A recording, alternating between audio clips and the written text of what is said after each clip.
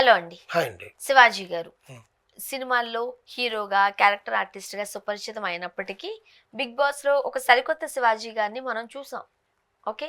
But ఆయన రాజకీయాలకి సంబంధించి మాట్లాడడం మొదలుపెట్టిన తర్వాతే ఒక రకంగా చెప్పండి సినిమాలకు కూడా దూరం అయిపోయారు అని కూడా మనం వింటూ ఉంటాం. అవును. చాలా సంవత్సరాలు ఆయన తెర మీద కూడా కనిపించలేదు. ఏం కనిపించలేదు. చేస్తున్నారో ఏంటో అని కూడా అనుకున్నాం. అవును. అవును. బట్ ఇప్పుడు మనం చూసినట్లయితే శివాజీ గారు పోసాని కృష్ణమురళి గారి అరెస్ట్ ప్రాంతాలకి తిప్పడం మీద కమెంట్స్ పాస్ చేశారు. మీరేమంటారు?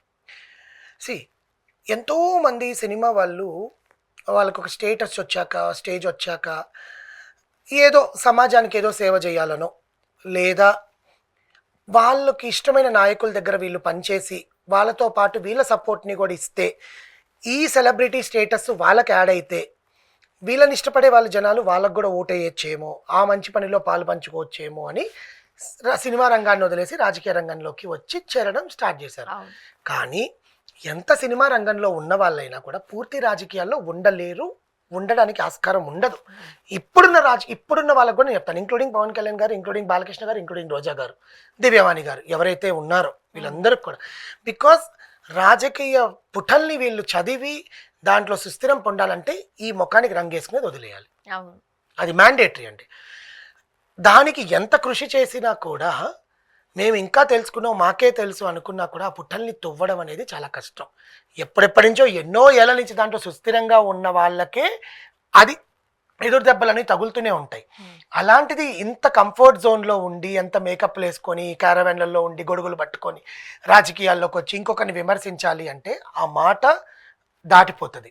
వీళ్ళు ఎంత వద్దనుకున్నా ఆ మాట దాటిపోతుంది. ఇక్కడ ఉండే అభిమానం ఇట్టించిట్టే పోతుంది.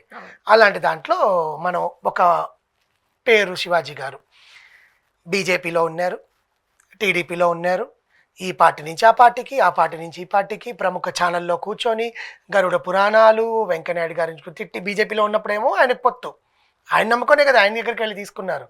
తర్వాత ఇంకో పార్టీలోకి వచ్చి ఇక్కడి నుంచి కూర్చొని ఆయన్నే మాట్లాడారు. ఇలాంటి విమర్శలు చాలా చేశారు. అందుకే కదా ఇప్పుడు ఏదైతే స్టార్డమ్ ఆయన సంపాదించుకున్నాడో పీక్ స్టేజ్లో, అవును, ఎంత స్టార్డమ్ సంపాదించుకున్నాడు, అంత స్టార్డమ్ అంతా పడిపోయి లైఫ్ అనేది లేకుండా అరెస్టులు దాకా పోయేంత దాకా చూసారా మీరు? 2019 ఎన్నికలు, 2000 దాంట్లో ఎంత మాట్లాడారు ఆ ఒక ప్రముఖ ఛానల్లో కూర్చొని. ఆయనకి ముట్టాల్సింది ముట్టి మాట్లాడారు, ఆ తర్వాత విషయం నేను దాని గురించి చెప్పట్లేదు. కానీ the way you communicate, you are coming down. మొన్న పవన్ కళ్యాణ్ గారు జనసేవ ఆవిర్భావ సభలో మాట్లాడాల్సిన అవసరమే లేదు. ఆయన స్టేటస్ తగ్గ మాట్లాడుంటే బాగుండేది. నేను ఆమె ఫ్యాన్ ఆఫ్ పవన్ కళ్యాణ్ గారు అండి, నాకు ఇష్టం పవన్ కళ్యాణ్ గారు అంటే. కానీ ఆర్టిస్ట్గా రాజకీయ పరంగా ఒక స్టేజ్ మీదకి వచ్చి నువ్వు స్టేటస్ నిలబెట్టుకోవాలి, కానీ ఆ డిగ్నిటీని తగ్గించి మాట్లాడడం అనేది చాలా తప్పు. యాజ్ అనలిస్ట్ నేను ఓపెన్గానే చెప్తాను. దీంట్లో ఏవేమి మాట్లాడారు అనేది మీరు ఒకసారి ఆ 2 గంటల వీడియో యూట్యూబ్లో ఉంది, చూసుకొని మీకే అర్థమైపోతుంది ఆయన ఏం మాట్లాడా అనేది. నేను చెప్పాల్సిన పని లేదు. అలాగే శివాజీ గారు ఆయన స్టేటస్కి తగ్గట్టుగా ఒక పార్టీని సపోర్ట్ చేస్తున్నప్పుడు you support what ever you can in a positive way. పార్టీని సపోర్ట్ చేయడం నెగిటివ్లోనే సపోర్ట్ చేయాలండి, అవతలని తిట్టే సపోర్ట్ చేయాలా? లేదు కదా. అవును, మంచి భాష ఉపయోగించి కూడా మాట్లాడొచ్చు. జయలలిత గారు ఎప్పుడైనా ఎవరైనా తిట్టారా? ఇంతకు ముందు రాజకీయాలు అలానే ఉండేవి. వాళ్ళు రాజకీయంగా మాత్రమే మాటలు, ఎదురు మాటలు మాట్లాడుకునేవారు. అదంతా అయిపోయిన తర్వాత మళ్ళీ వాళ్ళు చెట్టాపట్టాలు వేసుకుని తిరిగిన సందర్భాలు చాలా చూసాం. ఒక రకంగా చెప్పండి అదే హెల్తీ రాజకీయాలు ప్రజల కోసం కదా. ఇప్పుడు ప్రజలకి నువ్వు ఇచ్చే సంక్షేమాలు నువ్వు చెప్పినటివి నెరవేర్చట్లా, దాని గురించి మాట్లాడు అంతే. వ్యక్తిగత నీ ఇంట్లో వాళ్ళ గురించి నేను అవతల వాళ్ళ పార్టీ గురించి చెప్తున్నాను, ఇప్పుడు వీళ్ళ గురించి చెప్తాను. ముఖ్యంగా శివాజీ గారు చెప్పింది కూడా ఈరోజు అదే. ఆయన ఇన్ని రోజులతో ఆయనకి సెల్ఫ్ రియలైజేషన్ వచ్చిందేమో నాకు తెలియదు, కానీ బికాస్ ఈ హస్ సీన్ లాట్ ఆఫ్ కదా. ఎవరైనా శివాజీ గారు బిగ్ బాస్ లోకి వస్తారని అనుకున్నారా? ఆయన రాజకీయాల్లోనూ ఆయన ఉండలేకపోయారు. అవును, సినిమాలు లేకపోయాయి. ఇప్పుడు ఆ టైంలో ఉన్న రాజేంద్ర ప్రసాద్ గారు, మిగతా నరేష్ గారు, వీళ్ళందరూ 1 by 1 సినిమాలు చేసుకుంటూ ఒక సుస్థిర స్థానాన్ని కల్పించేసుకున్నారు. అవును, లేకపోతే పుష్ప 2లో మంగళం సీను క్యారెక్టర్ శివాజీ గారిదండి, నోటి దాకా వచ్చిన కూడా పోయింది. ఆ డైరెక్టర్కి ఆ క్యారెక్టర్లో ఇంకొకరిని పెట్టుకోవాలి అన్నీ అనిపించుండొచ్చు, but the background also they will see కదా. Everybody will see the background what he spoke అనేది. అది ఆయనకు కూడా తెలుసు. బయట చెప్పరు, కానీ ఇప్పుడు ఇంట్లో కూర్చొని ఒక మనిషి ఎంతైనా సెలబ్రిటీ అని అవ్వనివ్వండి, బాత్రూంలో కూర్చోనో, ఇంట్లో ఒంటరిగా ఉన్నప్పుడు, ఫ్లైట్లో వెళ్తున్నప్పుడు, కార్లో వెళ్తున్నప్పుడు he will remind what he speak కదా, మన లైఫ్ ఏంటి అనేది తెలుస్తుందిగా. అదే శివాజీ గారు మొన్న కోర్టు సినిమా ప్రెస్ మీట్లో కానీ సక్సెస్ మీట్లో కానీ చెప్పింది, నా 25 ఏళ్ళ తర్వాత ఇంత సినిమా కెరియర్లో ఇంత కంబ్యాక్ నేను చూడలేదు, జనాలు నన్ను ఇంత ఆదరిస్తారో నాకు తెలియదు, I know what I did, నా ఫ్యామిలీ ఎంత కుంగిపోయిందో నాకు తెలుసు, నా ఫ్యామిలీ నేను సంపాదించే డబ్బంతా కూడా నేను ఎక్కడెక్కడ పెట్టి ఏమైందో నష్టపోయానో నాకు తెలుసు, నేను అసలు బిగ్ బాస్లోకి వస్తానా, నాలాంటి క్యారెక్టర్ బిగ్ బాస్లోకి వచ్చి ఉంటుందా అని కూడా నేను ఆలోచించాను. ఇప్పుడు నేను మాట్లాడుతున్న టాపిక్లో ఎవరో విలేకరు అడిగిన ప్రశ్నకి, సార్ పోచారం కృష్ణమురళి గారు అరెస్ట్ అయ్యారు, మీరు టీడీపీకి అప్పుడు సపోర్ట్ చేసేవాళ్ళు కదా, ఇప్పుడు ఏమంటారు దాని గురించి అన్నారు. Because he's always support TDP, ఆయన అవతల పార్టీని సపోర్ట్ చేయడు, జీవితంలో సపోర్ట్ చేయడు, ఆయన వేరే విషయం. సో ఆయన దానికి ఏమన్నారంటే, నేను పార్టీలకు సపోర్టింగ్ గురించి మాట్లాడినండి అన్నాడు ఫస్ట్ మాట. మళ్ళీ ఇంకా రాజకీయాలు దాన్ని టచ్ చేయాలని ఆయన అనుకోవట్లేదని అర్థమవుతుంది, ఎందుకంటే ఇక్కడ సక్సెస్ చూపించేసింది, రుచి వచ్చేసింది, ఇక్కడ కడుపు నిండిపోయింది. అంటే ఆకలి, ఏదైంత ఆకలితో ఉన్నాడో ఆ నటుడికి జనాలు బ్రహ్మరథం పట్టారు. బిగ్ బాస్ సీజన్ 7 విన్నర్ పల్లవి ప్రశాంత్ అయినా కూడా జనాల దృష్టిలో శివాజన్నే విన్నర్, శివన్న గెలవాలనే చూశారు చాలా మంది. కానీ ఆ పల్లవి ప్రశాంత్ కుండే ఆ క్రేజ్ వల్ల శివన్నని 3వ స్థానంలో పెట్టేసి ఆ క్రేజ్ తీసుకొచ్చింది కూడా శివాజీ గారే, శివన్న వల్లే వచ్చింది, అది సాక్రిఫైస్ చేశారు ఆయన. ఆబ్వియస్లీ అది తెలుస్తుంది కదా జనాలందరికీ, కళ్ళ ముందు తెలిసింది. ఇంకోటి ఇంకా అయిపోతుంది అనిపించిన ఒక 2-3 వీక్స్ ముందు నుంచి ఆయన వ్యవహార శైలి కాస్త మారింది.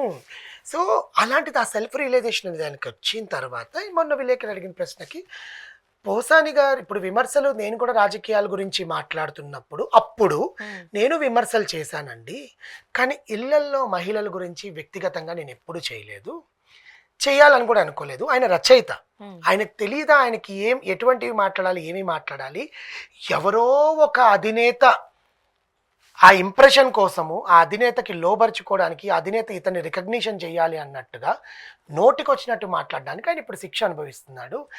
ఈ రోజు ఈ జైల్లో, ఆ రోజు ఇంకో జైల్లో, ఇటు తిప్పి ఒక దాంట్లో బెయిల్ వస్తే ఇంకో దాంట్లో బెయిల్ వస్తే ఇంకో దాంట్లో ఇరికించేసి అని అన్నాడు ఆయన.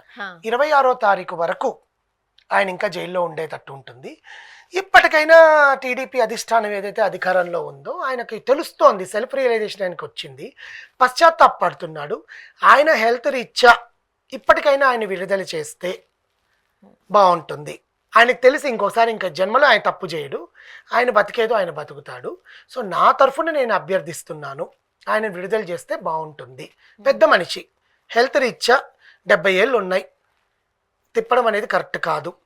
ఎందుకంటే ఇక్కడ ఇంకో మాట కూడా చెప్తాను, పవన్ కళ్యాణ్ గారు వచ్చి వాడి మీద కేసులు పెట్టు అని ఇప్పుడు 1 పెట్టమంటాడు, 2 పెట్టమంటాడు, 17 కేసులు 18 కేసులు పెట్టమని చెప్పాడు. ఎందుకంటే ఆయనకు కూడా తెలుసులా, ఎందుకంటే ఒకే అంశం మీద 17 చోట్ల పెడితే కోర్టు కూడా ఒప్పుకోదు, అన్ని కలిపి ఒకే కేసు కింద వెయ్యి అంటది. చంద్రబాబు నాయుడు గారు వచ్చి కూడా చెప్పరు నువ్వు కేసు పెట్టు అని, అలాగని కేసు పెట్టద్దు అని కూడా చెప్పరు. ఎందుకంటే వీళ్ళు కేసు పెట్టద్దు అంటే మిమ్మల్ని తిట్టినందుకు మేము వెనకాల మీ గురించి పోరాడుతుంటే మీరు వచ్చి పెట్టద్దు అంటారా అని పోరాడేది. ఇక్కడ నేను మళ్ళీ చెప్తాను, అది టీడీపీ వాళ్ళ వైసీపీ వాళ్ళ అనేది పక్కన పెట్టేద్దాం, కాదు ఏ పార్టీ వాళ్ళైనా సరే ఆ రోజు అలా అన్నారు కాబట్టి అని ఓన్లీ నాయకులు వచ్చేకలేదు, సెకండ్ గ్రేడ్ నేతలు కూడా ఉంటారు, వాళ్ళందరూ ప్రీ ప్లాన్ గా చేస్తారు. వీళ్ళకి దీన్ని యాక్సెప్ట్ చేస్తారు కాబట్టి మౌనం వహిస్తారు. ఎంతసేపు చంద్రబాబు నాయుడు గారు తప్పు, ఆ ఏజ్ అయినా అలా చేయకూడదు. ఇంకొక విషయం, నేను ఆల్రెడీ ఆ బాధ ఏంటో చూశాను, ఆయన్ని జైలుకి తిప్పకపోవచ్చు కానీ అరెస్ట్ తప్పన్నారు, టీడీపీ వాళ్ళు గగ్గోలు పెట్టారు, అక్కడ దోమలు కొడుతున్నాయి అన్నారు, ఫుడ్ లేదంటే ఆ బాధ చూసిన ఆయనే. మానవత్వం ఉన్న మనమేంటి తెలుసా, ఆ బాధ నేను ఆల్రెడీ చూసా, నువ్వు రియలైజ్ అవ్వాలి, అది నీకు సంబంధించింది, నాలా నువ్వు బాధపడకూడదు అనుకోవాలి. నేను అదే అంటున్నా, వాళ్ళు వచ్చి ఇప్పుడు చెప్పలేరు, మౌనం స్టాప్ చేసేస్తుంది because of so X reasons. వీళ్ళు చెప్పుకోవడమే, అది మనం కాదు. కానీ అలా అనేది రాజకీయాల్లోనూ అతి మంచితనం ఉండడం కూడా కరెక్ట్ కాదు ఈ రోజుల్లో. అది కరెక్టే, కానీ బట్ ఇప్పుడు నేనేమంటానంటే కింద ఉండే వాళ్ళు కావాలని అతన్ని తిప్పిస్తున్నారు అనేది. అదే శివాజీ గారు కూడా చెప్పారు, అంతకు మించి ఏం లేదు. కానీ శివాజీ గారు ఇంకొకసారి ఇక్కడ రుచి తెలిసిపోయింది కాబట్టి, ఇక్కడ పంచపక్ష పరిమళాలు వస్తాయి, నాకు కూడా 10 క్యారెక్టర్లు పడతాయి అనేది తెలుసు కాబట్టి ఇంకోసారి రాజకీయాల దగ్గర రాలేను. వచ్చినా ఏం కాదు, ఎవరైనా సరే లిమిట్లు ఉంటే ఏంటి ప్రాబ్లం. అంతేనండి. Thank you so much.